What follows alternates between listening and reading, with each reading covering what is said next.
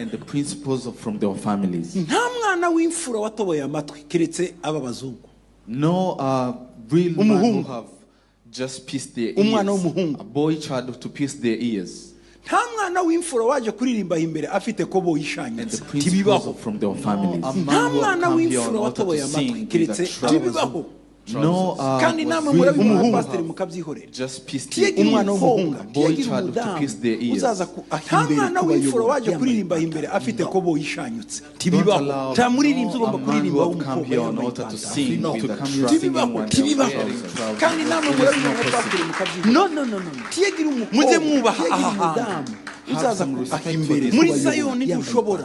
In Zion temple you cannot do that. Don't allow tamuririmbyi ugomba kuririmba mufashe utubuno twose tuneganega kwararamyande ibibaha cyangwa nimurateza umwaka urusengero ambari no mujye mwubaha aha muri Zayoni ntushobora. In Zion temple you cannot do that. umukobwa faraza yambaye ipantaro zimufashe hagire bashutuneganega kwararamyande basaba bashumba murateza namwe abakristo mu rusengero ambari ijipo amakorari yanyu yo. Come here on the altar with the trouser. Are you worshiping pastors? gukora protocol yambaye ipantaro. Do not allow girls to come here when they're wearing pants here on the altar. ntabwo mubuze amakanzu hano nayubu muratora kunyumva.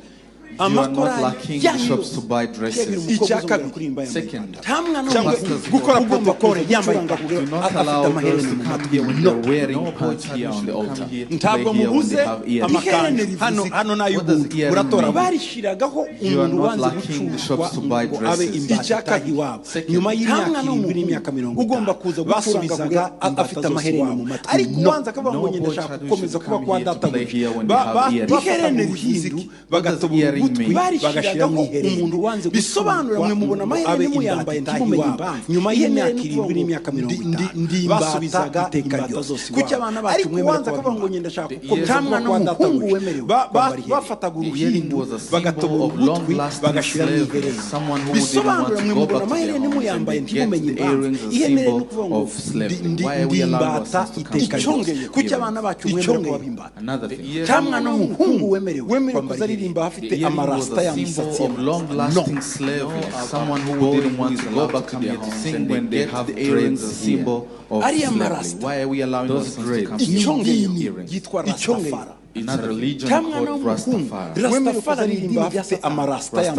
is a certain boy who is allowed to come here to sing when they have dreads. Rastafari is a satanic. Go and wash your hair and cut It's a religion called Rastafari. Rastafari is a certain these kids are wearing wings without knowledge. Rastafari is a satanic. Go and wash your hair and cut your hair.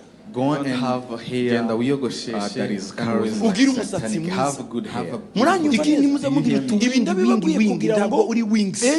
are not the wings. Don't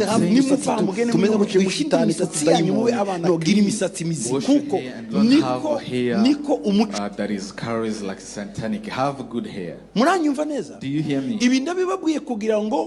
ejo nejo bundi ariko mumera nimuva mugene muyogoce muhindura imisatsi yanyu mube abana clean kuko niko umuco